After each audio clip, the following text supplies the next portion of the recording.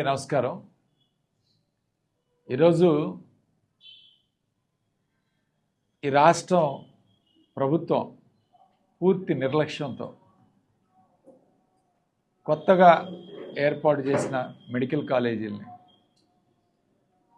పూర్తిగా నిర్లక్ష్యం వహించడం వలన పాడేరు మెడికల్ కాలేజీలో 50 సీట్లు ఈరోజు 50 ఎంబీబీఎస్ సీట్లని కోల్పోవాల్సి వచ్చింది.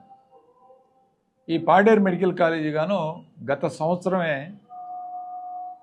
50 సీట్లతో తరగతులు ప్రారంభించి, అంటే జగన్మోహన్ రెడ్డి గారు నిర్మించిన మెడికల్ కాలేజీని ఈ ప్రభుత్వం వచ్చిన తర్వాత ఆ 50 సీట్లు శాంక్షన్ చేయటం వల్ల ఎన్ఎంసి నేషనల్ మెడికల్ కౌన్సిల్ తరగతులు గత సంవత్సరం ప్రారంభించడం జరిగింది. అయితే ఆరోగ్య శాఖ మంత్రి గారు అదనంగా మరొక 50 సీట్లు ఈ సంవత్సరం నుంచి ఈ కాలేజీలో కావాలని చెప్పి ఎన్ఎంసికి, అంటే ఇదంతా కూడా ఒక సంవత్సరం ప్రొసీజర్, ఒక సంవత్సరం నుంచి ఎన్ఎంసికి అప్లికేషన్ పంపించడం జరిగింది.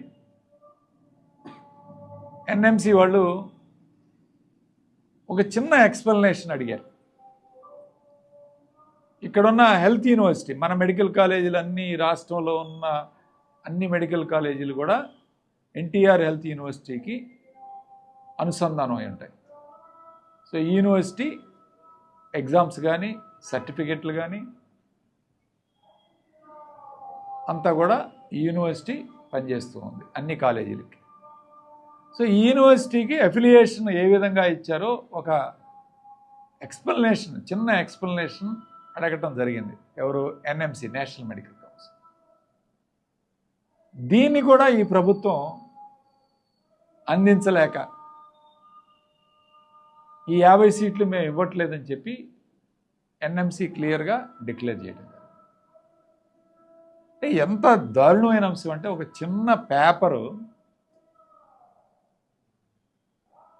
ప్రొడ్యూస్ చేయలేక, ఒక చిన్న కాగితం, అదే కాలేజీలకి అనుసంధానమైన యూనివర్సిటీనే ఏ విధంగా మీరు అఫిలియేట్ చేశారో దాన్ని ప్రొడ్యూస్ చేయమంటే దాన్ని కూడా ప్రొడ్యూస్ చేయకుండా 50 సీట్లు ఈరోజు మెడికల్ ఎంబీబీఎస్ సీట్లు ఈ యొక్క మెడికల్ కాలేజ్ కోల్పోవడం జరిగింది. ఎవరు నష్టపోతున్నారు? పేద విద్యార్థులు.